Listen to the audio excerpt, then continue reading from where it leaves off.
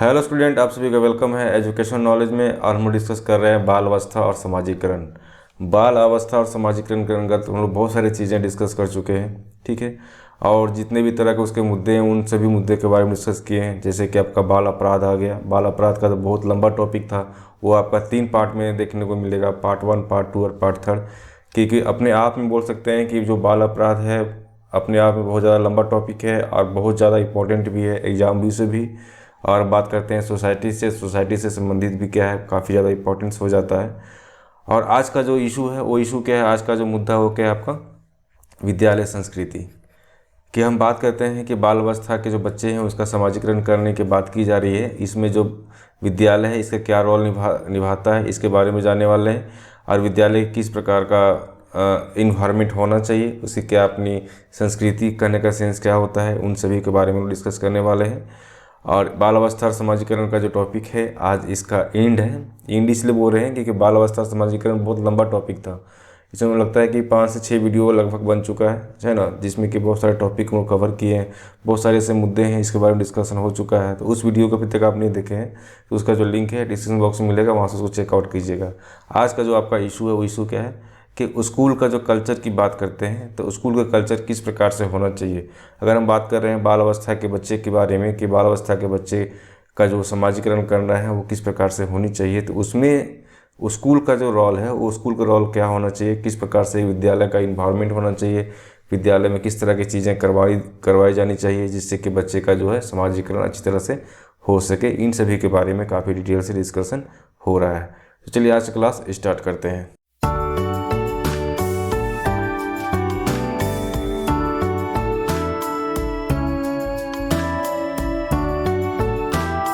सबसे पहले हम ये समझते हैं कि स्कूल कल्चर की बात की जा रही है तो स्कूल कल्चर क्या है, ठीक है।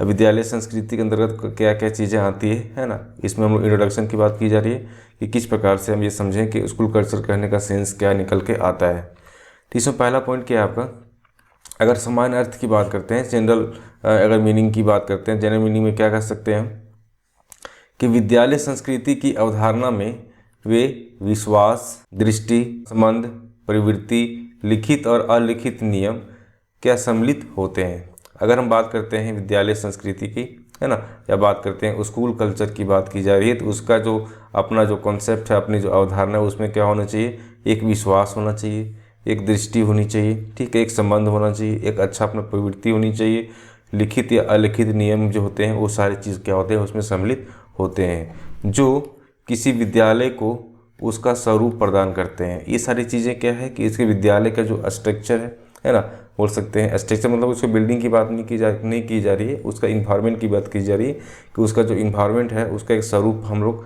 कह सकते हैं कि ठीक है, अगर एक विद्यालय की बात की जाती है तो इन सभी चीज़ें उसमें होनी चाहिए, ठीक है।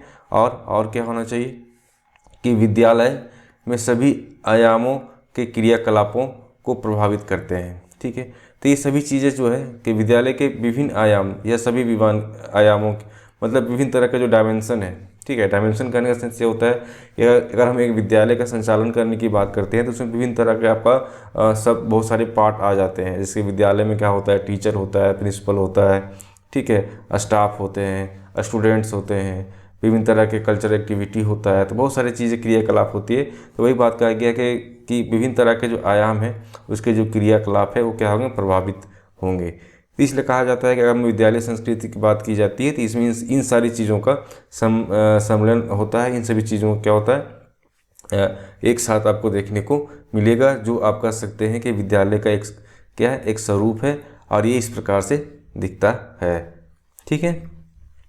अगर वहीं बात करते हैं क्या कि कुछ अन्य महत्वपूर्ण मुद्दे भी होते हैं जो आप अंतर्निहित होते हैं। दैट मीन्स क्या होता है, विद्यालय में आपको अक्सर देखने को मिलेगा, लेकिन अंतर्निहित करने मतलब ये है कि वो ऑटोमेटिक उसमें सम्मिलित होता है, ठीक है, वो उसमें इन्वॉल्व ही होता है, ठीक है, बाय नहीं, अंतः मतलब आंतरिक रूप से क्या होता है वो सम्मिलित ही होता है। जैसे क्या होता है कि विद्यार्थियों का जो होता है शारीरिक आत्मक सुरक्षा की बात की जाती है। अगर कोई बच्चा अगर विद्यालय में पढ़ रहा है तो सिंपल सा बात है कि वहाँ के जो टीचर्स होते हैं, वहाँ के जो प्रिंसिपल होते हैं उस चीज़ को ध्यान में रखते हैं कि बच्चे जो जितने भी स्टूडेंट्स आ रहे हैं है ना, वो सारे का जो स्टूडेंट आ रहे हैं उसका जो फिजिकली और इमोशनली जो है वो काफ़ी सेफ रहे। क्योंकि बात है कि जब हम स्कूल में जाते हैं तो बहुत तरह के बच्चे होते हैं, है ना। बहुत ऐसे बच्चे होते हैं जो बहुत ज़्यादा हंसमुख, बहुत मजाकिया होते हैं, बहुत सारे ऐसे बच्चे हैं जो बहुत शांत होते हैं, है ना। तो सब तरह के बच्चे होते हैं। कुछ कुछ बच्चे ऐसे होते हैं कि आपके सीनियर से जूनियर को कुछ बोल दिया जाता है, दुकान से क्या होता है उसका इमोशन को हर्ट होता है। बहुत सारे ऐसे बच्चे होते हैं जो खेलने उलने के दौरान क्या होता है फिजिकली अनफिट हो जाता है, ठीक है। तो बहुत सारे मुद्दे होते हैं, है ना। उस चीज़ों का क्या होता है, जो विद्यालय है विशेष रूप से क्या होता है स्टूडेंट के साथ में जो भी एक्टिविटी की करवाई जाती है उसमें आपका फिजिकल और इमोशनल जो है उससे उसका सेफ्टी जो है देखना होता है, ठीक है। ये आपके सारे क्या है अंतर्निहित की बात की जा रही है ना, जिसमें कि आपका महत्वपूर्ण मुद्दे के अंतर्गत आप रख सकते हैं। आपका नेक्स्ट पॉइंट इसमें क्या आता है कि कक्षाओं और सार्वजनिक स्थानों की सुव्यवस्था, ठीक है। अब बात की जाती है कि ठीक है उसमें से अगर बात कर रहे हैं कि स्कूल कल्चर की बात की जा रही है ना, उसमें पहला तो पॉइंट ये हो गया कि ठीक है स्कूल में जो बच्चे हैं उसका जो शारीरिक और संज्ञानात्मक सुरक्षा की बात की जाती है। वहीं बात की जाती है ठीक है बच्चे जब स्कूल जाते हैं तो उसका जो कक्षा है, उसका जो क्लासरूम है, ठीक है, उसका जो पब्लिक प्लेस है जहाँ पे बच्चा बैठता है ना, एक साथ बहुत सारी एक्टिविटी करता है, खेलता है ना, गेम हो गया, ठीक है, कल्चरल एक्टिविटी करवा रहे हैं, है ना, बहुत सारे प्रोग्राम करवा रहे हैं उस जगह, या फिर बोल सकते हैं कि क्लासरूम में जब बच्चे होते हैं तो वहाँ पे विभिन्न तरह का उसका सुविधा देनी चाहिए, ठीक है। सारी चीज़ें क्या हो सुव्यवस्थित हो, अच्छी तरह से व्यवस्थित हो, जिससे कि बच्चे को किसी प्रकार की समस्या ना उत्पन्न हो, ठीक है। नेक्स्ट पॉइंट क्या है यहाँ पे कि प्रजातीय या जातीय या भाषीय या सांस्कृतिक विविधता का ध्यान रखें।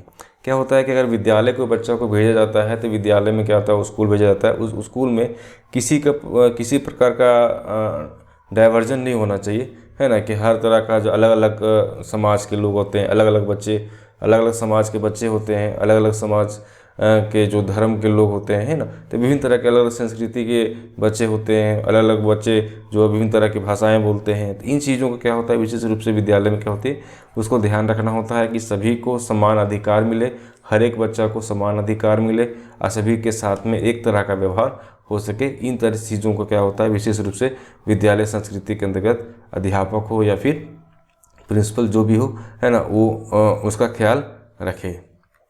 अब नेक्स्ट बात करते हैं कि इसमें बहुत सारे मनोवैज्ञानिक या विद्वान भी है अपने अनुसार इसको परिभाषित भी किए हैं। उसी में से क्या है शॉर्ट एंड गियर के अनुसार, ठीक है, शॉर्ट एंड गियर के अनुसार क्या कहा गया है कि विद्यालय संस्कृति विद्यालय के अंदर की उन परंपराओं, विश्वासों, नीतियों और मानक के रूप में परिभाषित किया जा सकता है जिन्हें विद्यालय के प्रधानाचार्य और अध्यापक स्वरूप देते हैं, उन्नत करते हैं और कायम करते हैं। तीन काम करते हैं, ठीक है। जो विद्यालय का जो स्कूल का जो पहला प्रिंसिपल हो गया और दूसरा क्या हो गया वहाँ के टीचर जो है क्या करते हैं स्वरूप देते हैं, उन्नत मतलब कि उसको और ज़्यादा बेहतर रूप से स्कूल को संचालित कर सकते हैं, और उसे कायम बनाए रखते हैं मतलब जो उसका रूल रेगुलेशन है उसकी जो संस्कृति है उस संस्कृति को, है ना, हमेशा बनाए रखते हैं, ठीक है। इसके अनुसार ये कहा गया है कि अगर बात करते हैं कि किसी भी विद्यालय संस्कृति के अंतर्गत क्या क्या चीज़ें होनी चाहिए, तो हम जानते हैं कि विद्यालय संस्कृति के अंतर्गत क्या होते हैं उसके परंपराओं की बात की जाती है, उसके विश्वासों की बात की जाती है, वहाँ की नीतियों की बात की जाती है, वहाँ का जो मानक है, वहाँ का जो नॉर्म्स है उसके बारे में बात की जाती है। तो ये सभी हो सकते हैं, लेकिन ये सभी का संचालन किसके द्वारा होता है वहाँ के प्रिंसिपल और वहाँ के जो टीचर हैं उसके द्वारा होता है। वो क्या करते हैं उस विद्यालय का पूरा स्वरूप का एक रचना करते हैं जिसमें कि जो विद्यालय का है उसको उन्नत स्थान मिल सके और उसमें कायम भी बना रह सके, उसकी जो संस्कृति है, उसकी जो विश्वास है, उसकी जो नीति है, उसके जो मानक है, उन सभी पर, ठीक है। तो किसके द्वारा कहा गया है शॉर्ट एंड गियर के अनुसार कहा गया है।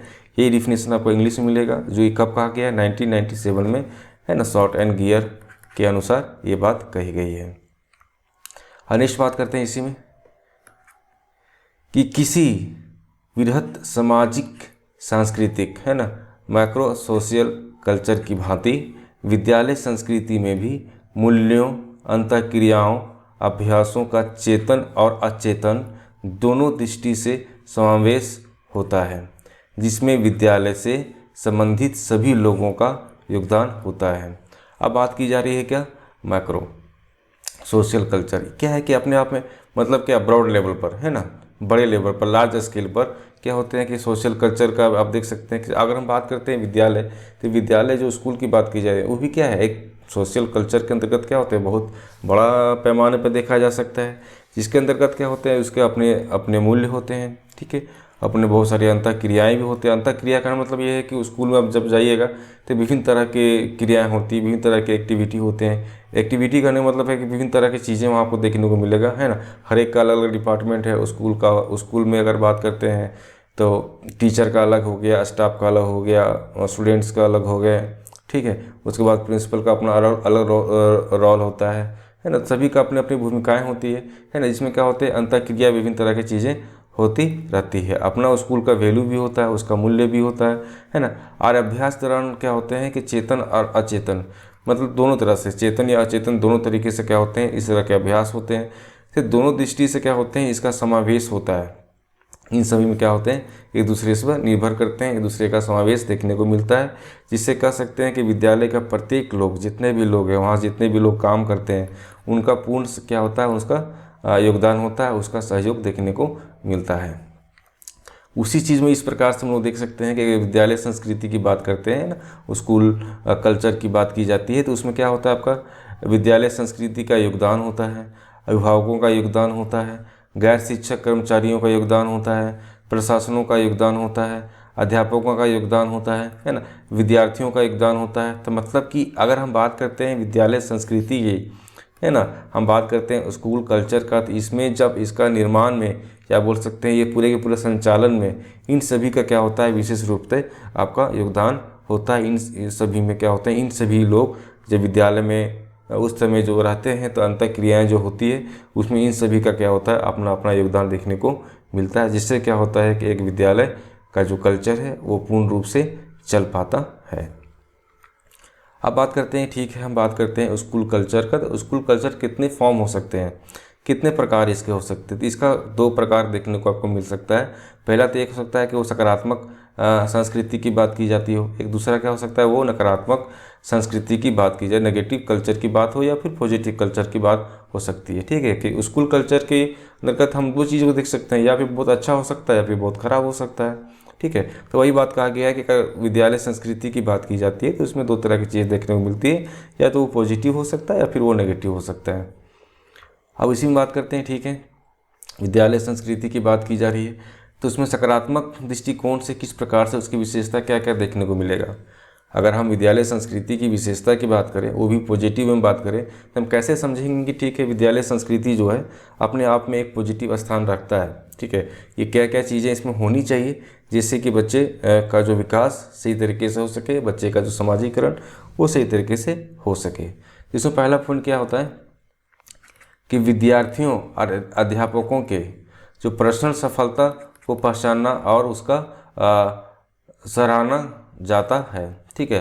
पहला चीज़ ये है कि ठीक है, जो स्कूल में जितने प्रकार के एक्टिविटी होते हैं उसमें तो स्टूडेंट भी करते हैं, बहुत सारे ऐसे स्टूडेंट हैं बहुत सारे एक्टिविटी करते हैं, उसमें टीचर भी होते हैं, है ना। जब टीचर स्टूडेंट दोनों होते हैं तो उस सेंस में क्या होते हैं कि लोग बहुत सारे पर्सनल रूप से क्या होते हैं, सफल भी होते हैं। जब सफल होते हैं तो उसका एक अपना पहचान, उसका एक पहचान भी होनी चाहिए, है ना। उसको अप्रिसिएट भी करना चाहिए, जिससे क्या हो कि आगे चल के बहुत सारे काम को कर सके, है ना, मोटिवेट हो, जिससे कि उस विद्यालय के लिए और अच्छा काम कर सके, ठीक है। अब स्टूडेंट के लिए इससे क्या फ़ायदा क्या होगा, टीचर के लिए फ़ायदा ये होगा कि उसका जो पर्सनल जितने भी तरह की चीज़ें कर रहे हैं उसमें ज़्यादा से ज़्यादा सफलता मिलेगा। उसी प्रकार से जो स्टूडेंट होगा वो भी क्या होगा, अपने पर्सनल लाइफ में काफ़ी ज़्यादा चीज़ें सीख पाएगा। कहा जाता है कि अगर कोई विद्यालय में अगर सांस्कृतिक कार्यक्रम नहीं होता है तो हम कह सकते हैं कि एक विद्यालय का जो बच्चे जो होते हैं उसका पूर्ण विकास नहीं किया जा सकता है।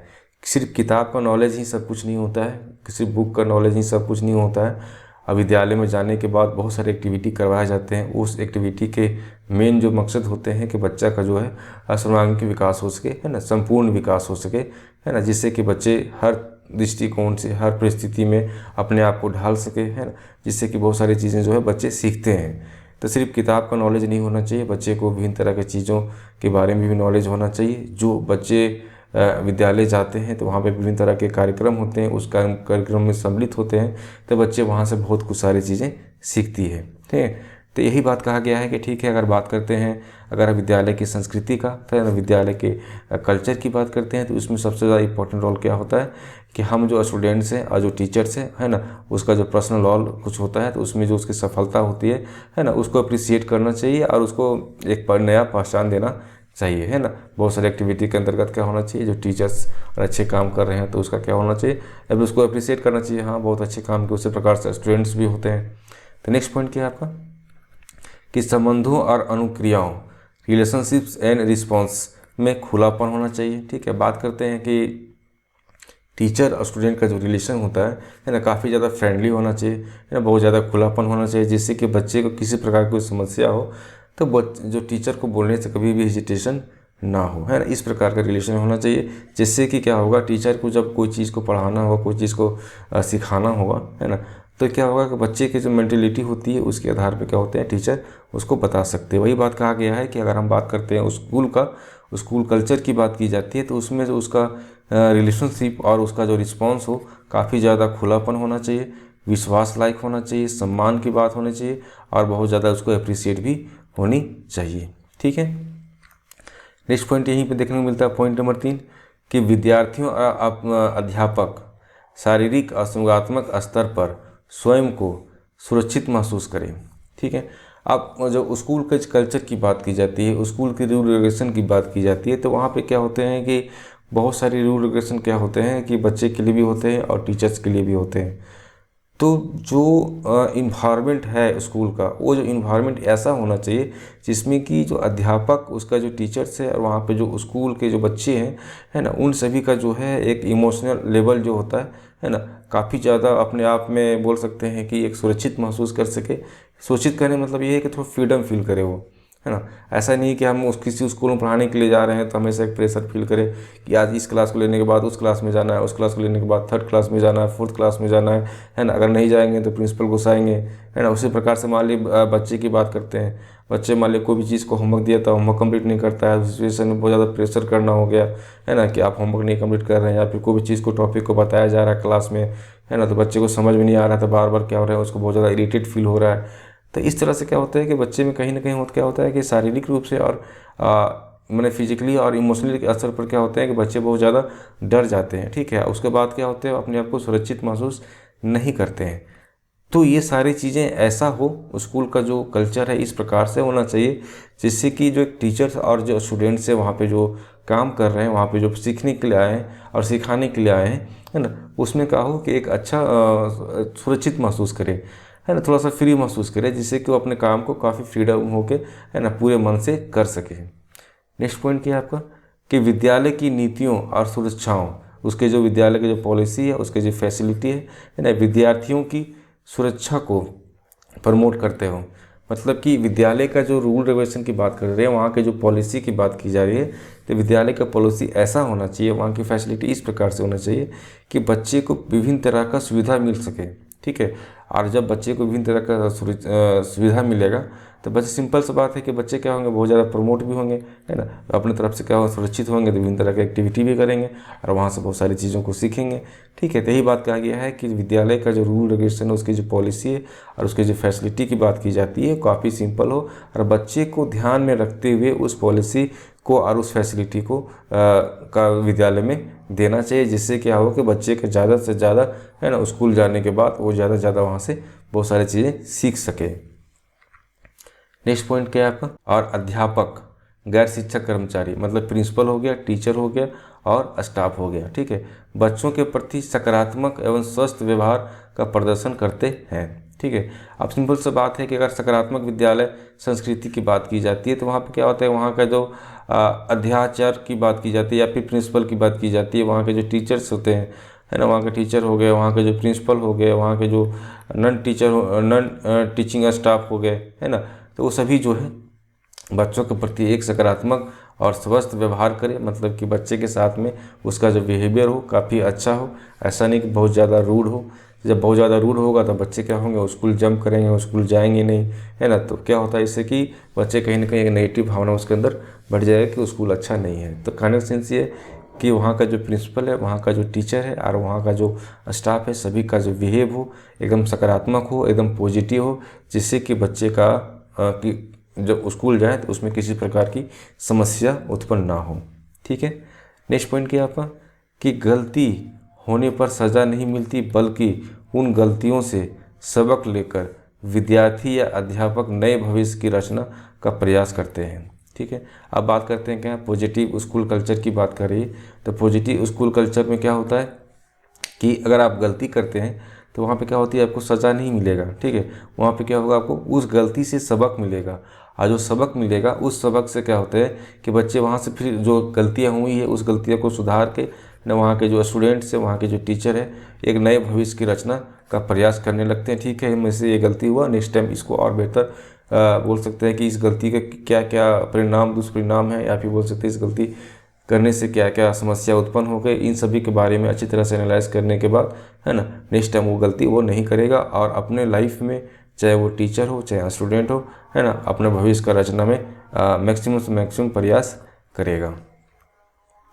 नेक्स्ट बात करते हैं हम लोग इसी में कि विद्यार्थी लगातार उस शैक्षिक आकांक्षाएं, हाई एजुकेशनल एप्रिसिएशन, ठीक है, रखते हैं जिनमें से अधिकांशतः विद्यार्थी अपनी आकांक्षाओं की पूर्ति में सफल होते हैं। अब बात की जाती है क्या कि हाई एजुकेशनल एप्रिसिएशन, तो इसके अंतर्गत क्या होते हैं कि बच्चे जो है लगातार ये कोशिश करते हैं कि हम जब स्कूल में हैं, जिस क्लास में हैं, जहाँ पर भी हैं, ठीक है, हम वहाँ पे अपना ज़्यादा मैक्सिमम से मैक्सिमम एफर्ट लगाएं, है ना, जिससे क्या हो कि मुझे उस स्कूल में सबसे बेहतर या सबसे अच्छा सभी लोग प्यार करें, सभी लोग बोले, है ना, और वहाँ से नई नई चीज़ों को सीख पाएँ। इस प्रकार की आकांक्षाएं जो है बच्चे के अंदर, वहाँ के जो स्टूडेंट्स हैं, है ना, उस स्टूडेंट के अंदर से देखने को मिलता है।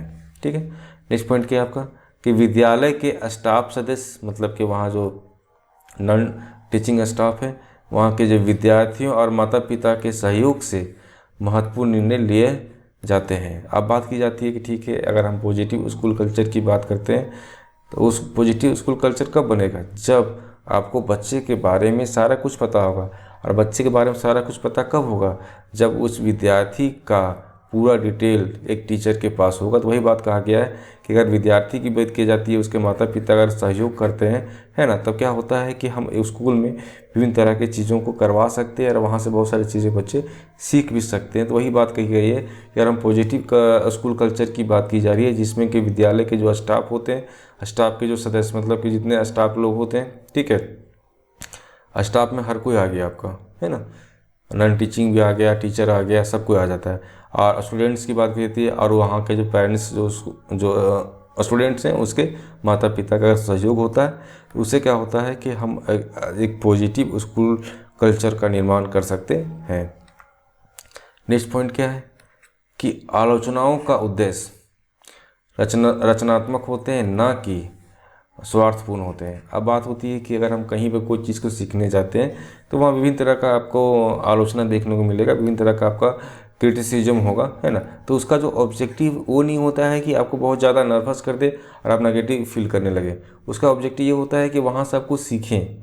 जब टीचर किसी बच्चे को अगर डांट रहा है या किस तरह से कोई इसी तरह का, अगर मान ली उसको बोल रहा है कि ठीक है तुम गलत कर रहे हो, ये नहीं करना चाहिए, वो नहीं करना चाहिए, तो उसका मेन मकसद ये नहीं होता है कि उस बच्चे को बहुत ज़्यादा डिमोलाइज कर दे। ठीक है, मेन टीचर का मकसद ये होता है कि वहाँ से तुम सीखो कि तुम कहाँ पे गलती की, तुम्हारी एक गलती है, इस गलती को किस प्रकार से सुधारा जा सकता है।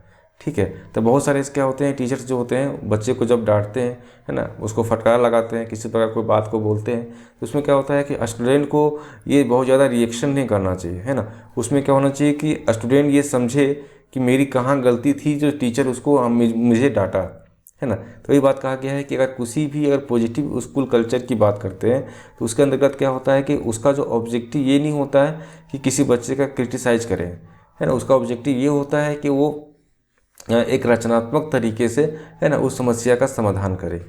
ठीक है, जो गलती कर रहा है उसमें कोई किसी प्रकार कोई स्वार्थपूर्ण भावना नहीं होती है।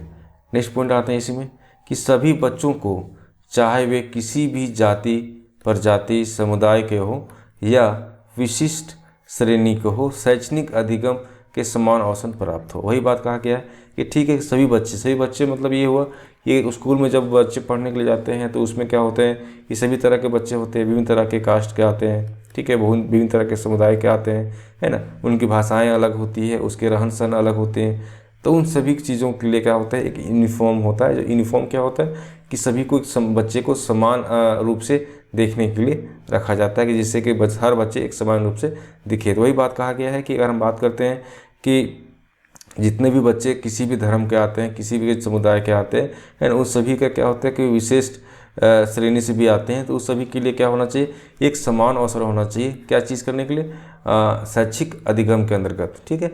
अब शैक्षिक अधिगम के अंतर्गत क्या होते हैं कि जब बच्चे वहाँ पे जाते हैं उस स्कूल में, तो सभी को समान अधिकार होना चाहिए, सभी लोग को एक एकरूपता देखनी चाहिए। नेक्स्ट पॉइंट क्या है इसी में, कि अपनी सफलता के लिए सभी बच्चों की आवश्यक सेवाओं तक आसान पहुंच होती है, ठीक है। तो बच्चे क्या होते हैं कि अपनी सफलता, मतलब ये हुआ बच्चे जो चीज़ को करना चाह रहे हैं उसमें सफलता प्राप्त करने के लिए जितने प्रकार से स्कूल की सहायता हो, वो सभी क्या होते हैं, वो स्कूल की सहायता करते हैं, जिससे क्या हो सके कि जो भी आवश्यक चीज़ें होती है, जो सेवाएं होती है, उसको आसानी से पहुँचाते हैं, है ना। जिससे क्या होता है, बच्चे का जो है सामाजिकरण अच्छी तरह से हो पाता है। तो इस प्रकार से हम कह सकते हैं क्या कि एक स्कूल कल्चर की बात की जाती है, वो भी पॉजिटिव। तो पॉजिटिव स्कूल कल्चर के अंदर इन सभी जो 11 पॉइंट हैं, इन 11 पॉइंट्स के आधार पर हम कह सकते हैं कि जो स्कूल का जो उस विद्यालय संस्कृति की बात की जाती है, उस विद्यालय संस्कृति के अंतर्गत बहुत सारी चीज़ें जो होती है, वो सभी क्या हो, बच्चे के लिए लाभप्रद हो सकता है। आप नेक्स्ट बात करते हैं क्या कि वैसे विद्यालय संस्कृति की बात करते हैं जो निम्न हो, ठीक है, जो क्या हो, बहुत ज़्यादा निम्न हो, है ना, लो हो। तो उसके लिए विद्यालय की संस्कृति में किस प्रकार का परिवर्तन देखने को मिलता है। अगर हम विद्यालय में किस प्रकार का परिवर्तन, विद्यालय की संस्कृति में किस प्रकार का परिवर्तन करें, जिससे कि क्या हो कि जो निम्न विद्यालय संस्कृति है उसको हम उच्च विद्यालय संस्कृति में बदल सकें, एक पॉजिटिव स्कूल कल्चर में चेंज कर सकें, है ना। तो इसके लिए क्या होना चाहिए, पहला चीज़ इसके लिए होना चाहिए प्लानिंग, है ना। प्रशासनिक प्रक्रिया में क्या होना चाहिए, एडमिनिस्ट्रेटिव प्रोसेस के अंतर्गत क्या देखने को मिलता है, पहला चीज़ क्या होना चाहिए, प्लानिंग, है ना, नियोजन। दूसरा क्या होना चाहिए, ऑर्गेनाइजेशन, ठीक है, डायरेक्शन, है ना, कोऑर्डिनेशन और कंट्रोल। अगर किसी भी स्कूल में ये पांचों चीज़ हो रही है ना, दैट मीन्स हम कह सकते हैं कि अगर हम इस तरह से चीज़ें अगर देखते हैं, इससे क्या हो सकता है कि जो लो स्कूल कल्चर है वो हाई स्कूल कल्चर के अंदर में चेंज हो सकता है। तो किस प्रकार से स्कूल में सारे एक्टिविटी हो रहे, विभिन्न तरह की चीज़ें हो रही, उसकी प्लानिंग किस प्रकार से करनी है, इसको ध्यान में रखना होता है।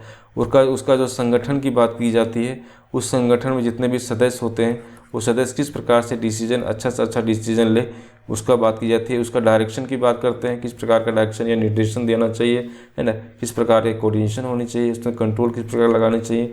इन सभी की चीज़ों में क्या होते हैं, विशेष रूप से अगर ध्यान रखा जाता है, तो हम कह सकते हैं कि जो निम्न विद्यालय संस्कृति है वो उच्च विद्यालय संस्कृति में परिवर्तित हो सकता है। इसी के अंतर्गत कहा गया है कि ठीक है, हम बात करते हैं प्रशासनिक प्रक्रिया की, है ना, प्रशासनिक प्रक्रिया की, जिसके अंदर विभिन्न तरह के घटक या विभिन्न तरह की घटनाएं भी होती है। घटनाएं मतलब कि फोनेमेनो बोल सकते हैं आप, है ना, विभिन्न तरह की चीज़ें होती है, जिसका मूल्यांकन करना चाहिए। पहला चीज़ ये, अगर हम मूल्यांकन करेंगे उससे पता ये चलेगा कि कहाँ कहाँ मेरी कमी है और किन किन सेक्टर में हमको काम करने की ज़रूरत है। इसलिए कहा गया है कि अगर ठीक है स्कूल का जो कल्चर है उसको अच्छा बनाना है, तो सबसे पहले उससे मूल्यांकन करना चाहिए। तत्पश्चात क्या होना चाहिए, उसकी जो आवश्यकताएं और उसके वांछित परिवर्तन जो है ना, उसको विशेष रूप से ध्यान देना चाहिए। इसमें कौन कौन चीज़ें आती है, इसमें देखिए पहला क्या होता है कि व्यावसायिक अधिगम समुदाय। व्यावसायिक अधिगम समुदाय के अंतर्गत क्या देखने को मिलता है कि इसकी स्थापना करनी चाहिए सबसे पहले, ठीक है।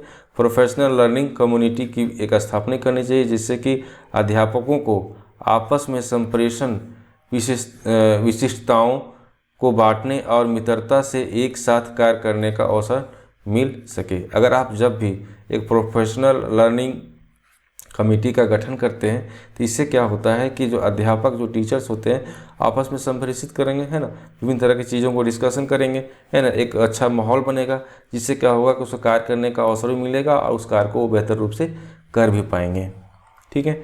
वही नेक्स्ट पॉइंट करते हैं क्या कि ठीक है, आपस में क्या होना चाहिए, ग्रुप डिस्कशन सेशन होना चाहिए, सेमिनार होना चाहिए, जिससे कि क्या हो कि हम विभिन्न तरह की चीज़ों को समझ सकें, विभिन्न तरह की चीज़ों को हम उसके बारे में डिस्कशन करेंगे तो वो जो भी समस्या हो रही है समस्या का हम अच्छी तरह से निदान कर सकेंगे। और जो वहाँ विद्यार्थी होते हैं, वहाँ के जो स्टाफ होते हैं, उसका जो धांधली होती है ना, वो जमाए रखते हैं, उन सभी पर क्या हो सकता है कंट्रोल कर सकेंगे। जिससे क्या होगा कि हम विभिन्न तरह का बच्चे के साथ में जो समाजीकरण की बात की जाती है उसको हम बेहतर रूप उसका दे सकेंगे। ठीक है। नेक्स्ट इसी में बात की जाती है कि ऐसे कार्यक्रमों का आयोजन करना चाहिए जिससे कि सांस्कृतिक सांस्कृतिक विविधता है ना, सोशल कल्चर डाइवर्सिटी की बात की जाती है ना, जिसमें सम्मान मिल सके। जैसे कि क्या होगा, सांस्कृतिक कार्यक्रमों या फिर उत्सवों का अवसर हो गया, पूरे विद्यालय में स्थान स्थान पर विभिन्न सांस्कृतिकों के चित्रण का प्रदर्शन। ठीक है। विभिन्न तरह के चीज़ों जो है उसके बारे में व्याख्यान करना चाहिए, उसका आयोजन करना चाहिए, जिससे कि क्या हो, बच्चे का पूर्ण रूप से उसका विकास हो सके। अब इतिहास की बात की जाती है, सामाजिक अध्ययन की बात की जाती है, साहित्य की बात की जाती है। इस सभी का अध्यापन के समय विभिन्न सांस्कृतिक पृष्ठभूमियों का उदाहरण प्रस्तुत करके चाहिए, जिससे कि बच्चे जो है उन सभी चीज़ों के बारे में सीख सके और जान सके। ठीक है। नेक्स्ट पॉइंट क्या है आपका कि सलाह कार्यक्रमों का आयोजन करना चाहिए। ठीक है। बहुत सारे जो एडवाइस प्रोग्राम होने चाहिए, जिसके अंदर क्या होना चाहिए, विभिन्न तरह का बच्चे को भी और टीचर्स को भी और उस स्कूल के जितने भी सदस्य सभी को सलाह देने का पूरा फ्रीडम होना चाहिए, है ना, विभिन्न तरह की चीज़ों के बारे में। और जो मैच्योर पर्सन होते हैं, जो एडल्ट काउंसलर होते हैं, उससे क्या होना चाहिए, सलाह लेना चाहिए, जिससे कि हम ये जान सकें कि जो एडल्ट स्टूडेंट रिलेशनशिप है वो किस प्रकार से बेहतर किया जा सके और विद्यार्थियों में जो विश्वास है किस प्रकार से जमा सके, है ना, जगा सके या जमा सके। जो प्रौढ़ पर्सन होते हैं, जो एडल्ट पर्सन होते हैं, उसकी देखभाल में रुचि ले सके। ठीक है। इन सभी चीज़ों के बारे में भी विशेष रूप से ध्यान रखना होता है। ठीक है।